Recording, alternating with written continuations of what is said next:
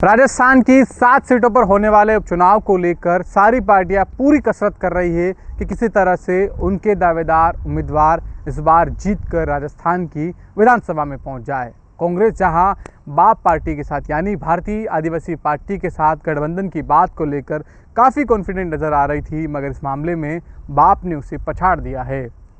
भारतीय आदिवासी पार्टी के नेताओं ने एक कदम आगे निकलते हुए कांग्रेस के नामों से पहले ही बिना गठबंधन पर बात किए सीधे तौर पर सलुम्बर और 84 विधानसभा के लिए अपने प्रत्याशियों के नाम का ऐलान कर दिया है।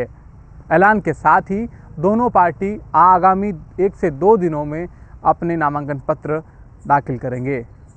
जहां कांग्रेस को इस बात का इंतज़ार था कि लोकसभा चुनाव की तर्ज पर शायद वे उदयपुर और बांसवाड़ा को चुनने की बारी आएगी तो एक विधानसभा पर अपना प्रत्याशी मैदान में उतारेंगे, लेकिन ऐसा नहीं हुआ।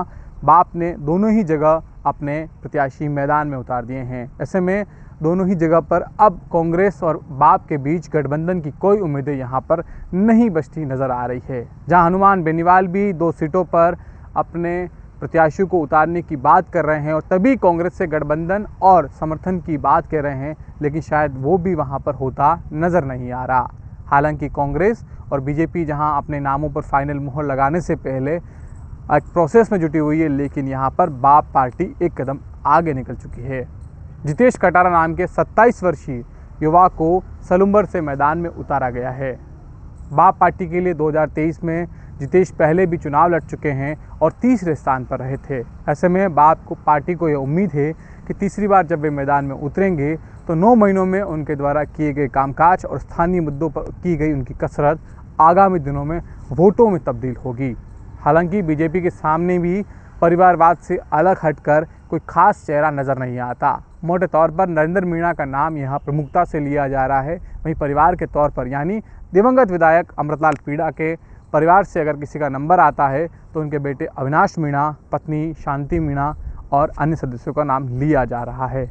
हालांकि महिला नेताओं के तौर पर यहाँ पर सोनल मीणा और जया मीणा का नाम भी कई बार सुनने को मिलता है।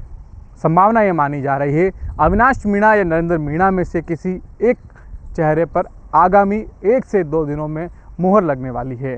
वहीं सलुम्बर से कांग्रेस के रघुवर मीणा मोटे तौर पर फाइनल माने जा रहे हैं। हालांकि ये पिछले 4-5 चुनाव हार चुके हैं और उसके बाद तमाम पार्टी के लोग नहीं चाह रहे थे कि वे चुनाव लड़े, लेकिन फिर सलुम्बर से रघुवर मीणा मैदान में उतरने की पूरी तैयारी कर चुके हैं। हालांकि यहाँ विकल्प के रूप में रेशमा मीणा और गंगाराम मीणा का नाम भी लिया जा रहा है, जो कांग्रेस में रघुवर मीणा ग्रुप से ही पहले आते थे। हालांकि बाद में गुटबाजियाँ हुई और 2018 में रेशमा मीणा रघुवर मीणा से अलग हुई थी। इसके बाद फिर एक बार रेशमा मीणा का नाम भी यहाँ पर चलता हुआ नज़र आ रहा है। हालांकि 84 में दोनों ही पार्टियों के साथ दिक्कत ये हो रही है कि जिस तरह से राजकुमार रोध का बढ़ता हुआ कद और प्रभाव है, ऐसे में दोनों ही पार्टियों के पास चेहरे चुनने में एक बड़ी वजह मुझे लगता है युवा के तौर पर हो रही है। यहाँ पर ताराचंद भगोरा के परिवार से किसी को चुनने की बात हो रही है, तो वहीं पुराने किसी चेहरे में ही बीजेपी वहाँ पर मौका दे सकती है। मोटे तौर पर अगर सलुम्बर में हम देखें तो नरेंद्र मीणा और अविनाश मीणा जहां बीजेपी के प्रमुख उम्मीदवारों में से एक हो सकते हैं, तो रघुवर मीणा या रेशमा मीणा यहां पर किसी तौर पर आगामी दिनों में घोषित प्रत्याशी हो सकते हैं।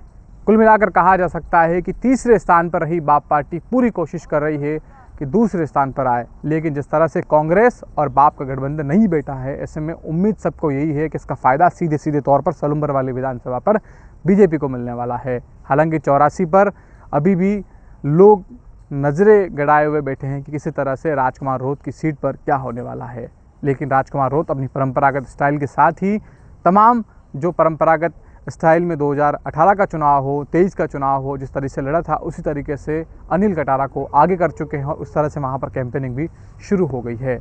सतीश शर्मा, उदयपुर, राजस्थान तक।